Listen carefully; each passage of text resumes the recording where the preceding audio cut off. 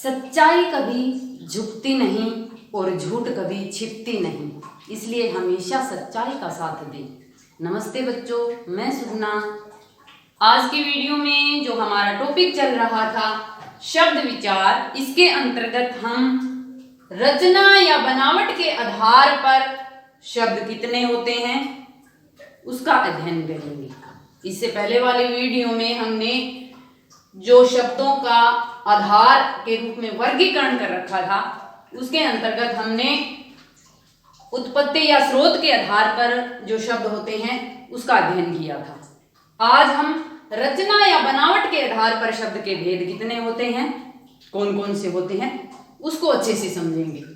रचना यानी कि शब्दों का निर्माण किस प्रकार से हो रखा है, किस प्रकार से हुआ है, किस प्रकार से किया है, किस प्रकार से शब्दों की बनावट है, 2 शब्दों से मिले हैं, 3 शब्दों से मिले हैं, उसके आधार पर जो शब्द के भेद हैं वो हैं हमारे 3, रूढ़, यौगिक और योग रूढ़। रूढ़, यौगिक और योग रूढ़ 3 प्रकार के शब्द हैं बनावट के आधार पर। रूढ़ का अर्थ होता है पुराने समय से प्रचलित, ऐसे शब्द जो पुराने समय से ही चले आ रहे हैं। परिभाषा किस प्रकार से देंगे, जो शब्द पुराने समय से चले आ रहे हैं, जब उन शब्दों का हम खंडित करते हैं, जब उन शब्दों को हम खंडित करते हैं, खंडित का मतलब है अलग अलग करके लिखना, कि जो पुराने समय से जो प्रचलित शब्द हैं, जो अब मान्य हो चुके हैं, उनको अगर हम अलग अलग करके लिखेंगे तो उनका अलग अलग शब्दों का कोई अर्थ नहीं रहता। वही शब्द हैं रूढ़ शब्द कहलाते हैं। जिन शब्दों को खंडित करने पर कोई अर्थ न निकले उन्हें रूढ़ शब्द कहते हैं। कि ऐसे शब्द जो पुराने समय से चले आ रहे हैं, अब हिंदी भाषा में वो मान्य हो चुके हैं, अगर उन शब्दों को हम अलग अलग करके लिखेंगे तो उनका कोई अर्थ नहीं फिर रहता। वो शब्द रूढ़ शब्द होते हैं। उदाहरण से घर, लड़का, रात आदि, कि जिस प्रकार हम घर को अलग अलग करके लिखते हैं, घ लिख दिया, बाद में रे लिख दिया, अलग कर दिया दोनों को, तो ना तो घ का अर्थ है और फिर ना ही रे का अर्थ है। इसी प्रकार लड़का को अगर हम अलग अलग करके लिखेंगे तो दोनों शब्दों का कोई अर्थ नहीं रहेगा। लड़ प्लस का अगर हम लिख देते हैं तो इनका कोई अर्थ नहीं रहता। इसी प्रकार रात को अगर रा और तय अलग अलग करके लिखेंगे तो इनका कोई अर्थ नहीं है। यानी कि वो शब्द जो पुराने समय से चले आ रहे हैं, अगर उनको अलग अलग करके लिखें तो अलग अलग शब्दों का कोई अर्थ नहीं होता। वो शब्द हमारे होते हैं रूढ़ शब्द। दूसरा है यौगिक। यौगिक का अर्थ होता है जुड़ा हुआ, जो 2 या 2 से अधिक शब्दों को योग से बनते हैं या प्रत्यय या उपसर्ग लगने से बनते हैं, वो शब्द हमारे यौगिक होते हैं। कि या तो 2 शब्द हैं रूढ़, वो आपस में मिलकर जो नया शब्द बनाएंगे वो यौगिक शब्द होगा, या एक शब्द के साथ उपसर्ग लग करके नया शब्द बनेगा, वो यौगिक शब्द कहलाएगा, या एक शब्द के साथ प्रत्यय लगा करके नया शब्द निर्माण होगा, वो हमारा यौगिक शब्द कहलाएगा। जिस प्रकार से नमकीन, विकार, पुस्तकालय, ये जो तीनों शब्द हैं वो हमारे यौगिक शब्द हैं। जैसे नमक, नमकीन कौन से शब्दों से मिलकर बना है, नमक प्लस ईन, तो इसमें नमक है वो तो है हमारा रूढ़ शब्द, और ईन प्रत्यय लगा दिया। प्रत्यय क्या होता है, वे शब्द जो शब्द के पीछे लगकर शब्द के अर्थ में परिवर्तन कर देते हैं।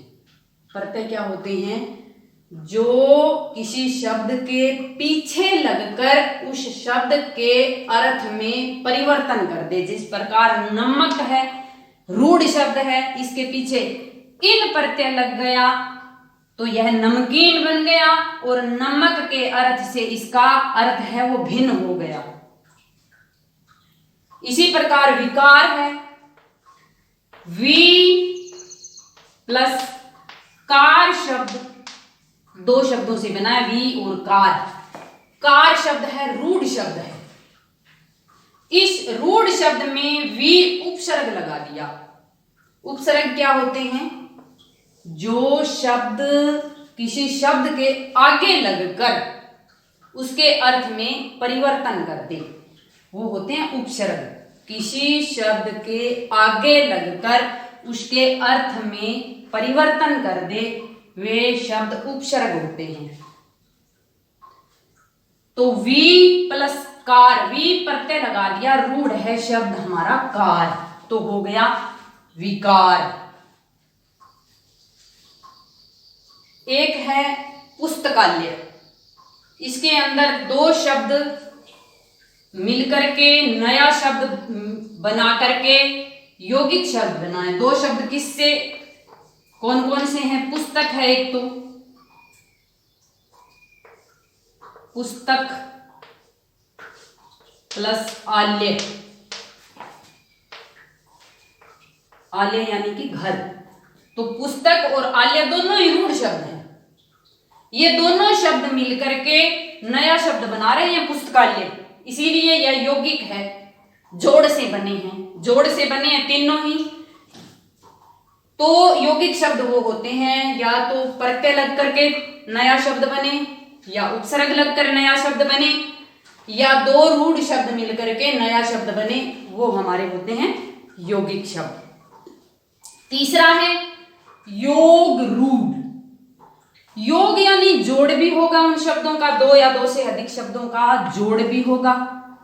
मैं हमेशा से यही बताती आ रही हूं कि कोई भी नाम होता है, उस नाम में ही उसका अर्थ छिपा रहता है और उस नाम में ही उसकी परिभाषा होती है। हमें अच्छे से समझने की जरूरत होती है। योग का अर्थ होता है जोड़, रूढ़ का पुराने समय से प्रचलित और खंडित करने पर जिनका अर्थ ना निकले। तो अब ऐसे शब्द होंगे कि जो योग से बनेंगे और लेकिन उनका अर्थ है वो रूढ़ हो जाएगा। परिभाषा देखें, वे शब्द जो दो या दो से अधिक शब्दों के मेल से बनेंगे परंतु किसी विशेष अर्थ को प्रकट करेंगे। योगरूढ़ शब्द को हम समास शब्द भी कहते हैं। तो किस प्रकार से, उदाहरण के साथ हम समझते हैं। जैसे पंकज, इसके अंदर कौन से शब्दों से मिलकर बना है? दो या दो से अधिक की बात हुई है हमारी कि पंक प्लस जय, दो शब्दों से मिलकर बना है। पंक का अर्थ होता है कीचड़, जय का जन्म लिया हुआ, कीचड़ में जन्म लिया हुआ। तो दो शब्दों के मेल से तो बन गया, तो इस हिसाब से तो हो गया यौगिक।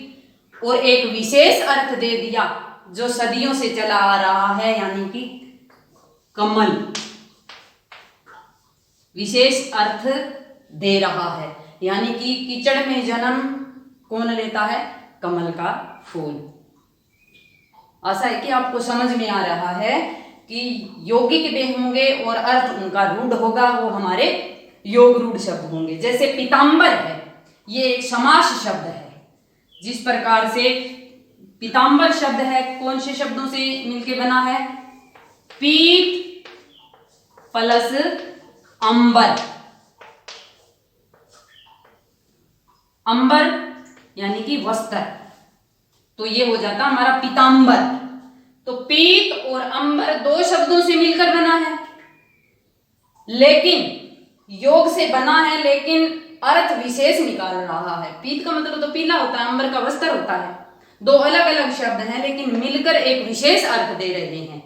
क्या दे रहे हैं? पीले वस्त्र धारण करने वाला कौन है यहाँ पर? विष्णु भगवान।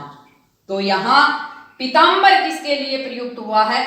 पीताम्बर हम किसको कहते हैं? विष्णु भगवान को। यानी कि जो योग रूढ़ शब्द होते हैं वो समास वाले शब्द भी होते हैं और दो शब्दों से मिलकर नया अर्थ वो देते हैं।